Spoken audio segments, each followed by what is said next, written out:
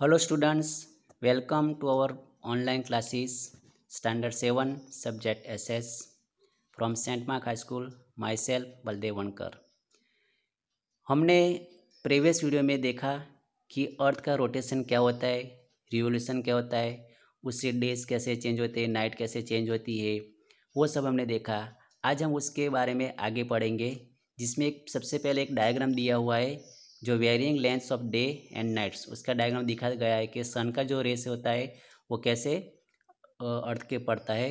जैसे north pole दिया हुआ है, साउथ पोल दिया है, कितनी डिग्री सेल्सियस पे है वो भी सब दिखा दिया है। इक्वेटर है वो मिडल में है और उसके आसपास ट्रॉपिक ऑफ कैंसर, नीचे इक्वेटर के नीचे ट्रॉपिक ऑफ कैप्रिकॉन, ऊपर नॉर्थ पोल, नीचे साउथ पोल और आगे जो लिखा है सन।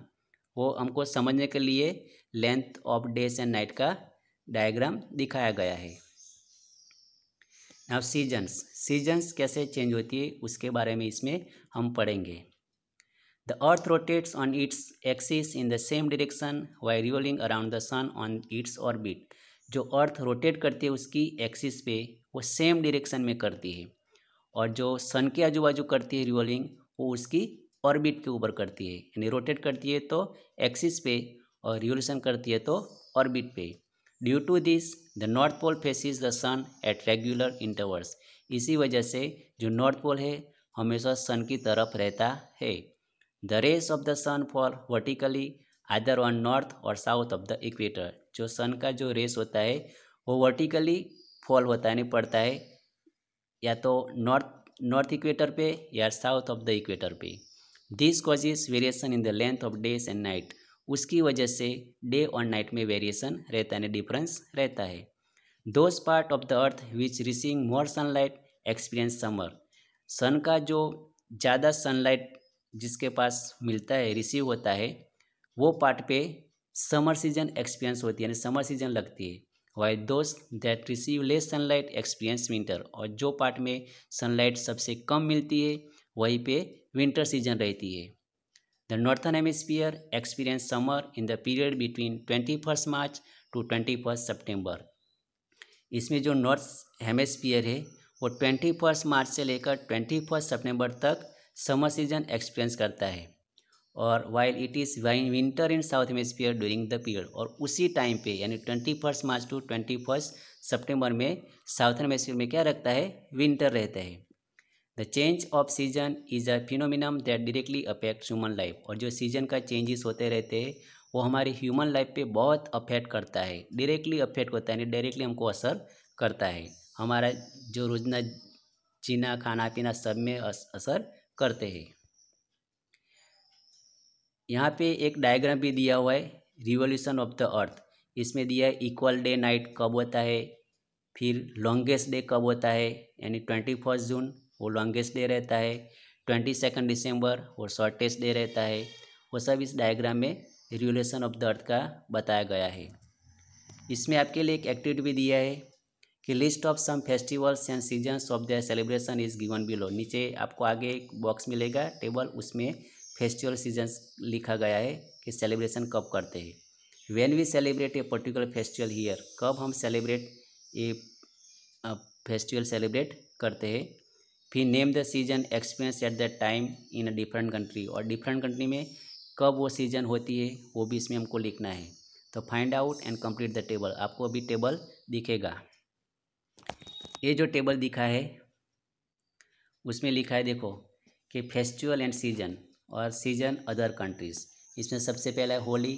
तो होली हमारे इंडिया में समर सीजन में आती है, दिवाली तो विंटर में आती है, और क्रिसमस भी विंटर में। ऐसे अदर कंट्री में दिया है कि केन्या में कौन सी सीज़न होती है, तब जापान में, यूएसए में, ऑस्ट्रेलिया में, कनाडा में और चाइना में। तो आपको ये समझदारी से फिलअप करना है। यहाँ पे दूसरा एक पिक्चर दिया गया है जो नॉर्वे का है। वहाँ पे क्या होता है, सन जो होता है वो रात को 12 बजे भी देखने को मिलता है। उसका रीज़न क्या है वो भी इसमें आता है कि जो नॉर्थ पोल और साउथ पोल का जो हमने बताया, तो जो पार्ट में वो रहता है वो डायरेक्टली सन का रेस उसको मिलता है। उसमें आगे दिखा गया है, देखो इसमें लिखा है in the European nation of the Norway the sun does not set from mid day to the end of July. यानी जो सन है वो सेट होता नहीं कब, मिड में से लेकर एंड ऑफ जुलाई तक सन पूरे दिन उनको देखने को मिलता है। This mean that sunrise and sunset are simultaneous, यानी सनराइज और सनसेट साइमेंटेस है, यानी पूरा दिन रहता ही है। और रात को 12 बजे भी हम देखेंगे तो सन हमको देखने को मिलेगा। So the sun is seen even at midnight, इसलिए वहाँ पे हमको रात को 12 बजे भी सन देखने को मिलता है। ना वेर आई lengths of day and night, यहाँ पे भी थोड़ा बहुत क्वेश्चन दिया है, आपको डायग्राम देखना है और उसका आंसर देना है कि how long would a day be on the Tropic of Cancer on 21 June. 21 जून को कितना डे लॉन्ग रहता है वो भी दिखाना है। फिर we season do the places on the Tropic of Cancer experience, कौन सी सीजन ट्रॉपिक ऑफ कैंसर पे लगती है, एक्सपीरियंस होती है। फिर what would be the duration of day and night, और डे और नाइट का ड्यूरेशन क्या है, टाइमिंग क्या है। What will occur on the Tropic of Capricorn on 22 December, 22 दिसंबर को ट्रॉपिक ऑफ कैप्रिकॉन में क्या होता है। और how long would a day be on the Tropic of Capricorn on 22 December, 22 दिसंबर को ट्रॉपिक ऑफ कैप्रिकॉन में कितना लंबा दिन रहता है। फिर इसमें एक एक्सरसाइज दिया हुआ है कि name the two main motion of the अर्थ, जो आपको वीडियो में जो पिक्चर दिखाएगा उसमें लिखा हुआ है। फिर what will happen if the earth does not revolve around the sun, अगर अर्थ है वो सन के आजू बाजू रिवॉल्व नहीं करेंगे तो क्या होगा। फिर तीसरा क्वेश्चन आपके थिंकिंग के लिए कि there is test match between India and West Indies in the West Indies, अगर वेस्ट इंडीज़ में इंडिया और वेस्ट इंडीज़ के बीच में मैच खेला जा रहा है तो when will you watch the match, during the day और एट नाइट, आपको दिन में देखने को मिलेगा या रात में।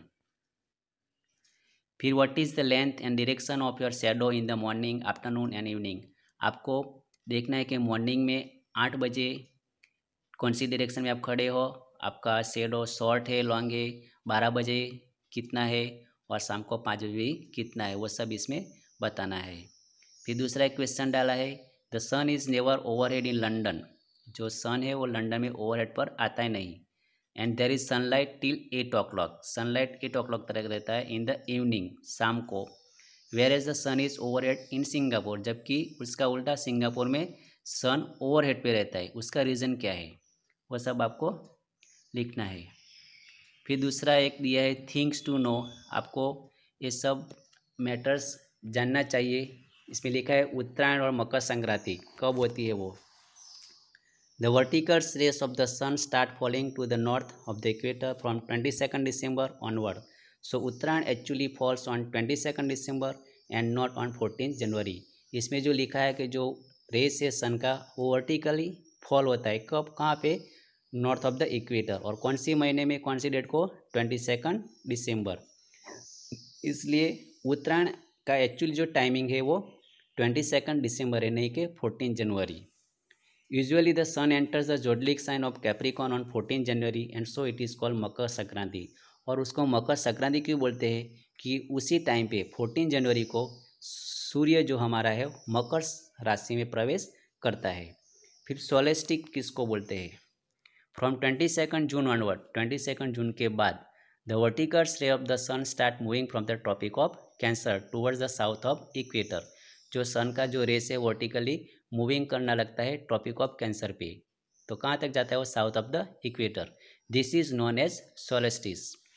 नाउ सर्कल ऑफ इल्यूमिनेशन यानी प्रकाश वर्तुल किसको बोलते हैं, तो the line that separate the lighted from the darker half of the earth and join the two poles is called the circle of illumination. जो आगे हमने वीडियो में दिखाया गया है कि जो लाइन होती है वो सेपरेट करती है from darker half to earth and join the two poles, यानी नॉर्थ पोल और साउथ में जॉइंट होती है, उसको हम बोलेंगे सर्कल ऑफ इल्यूमिनेशन।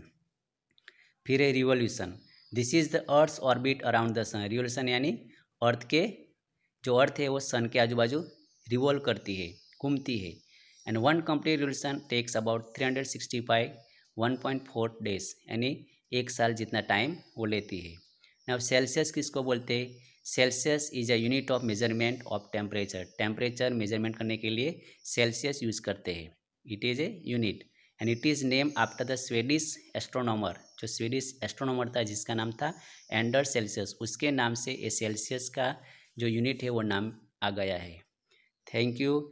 अब हमें यहाँ पे चैप्टर क्लोज करते हैं। नेक्स्ट सेशन में हम हमारा नया चैप्टर शुरू करेंगे। Thank you.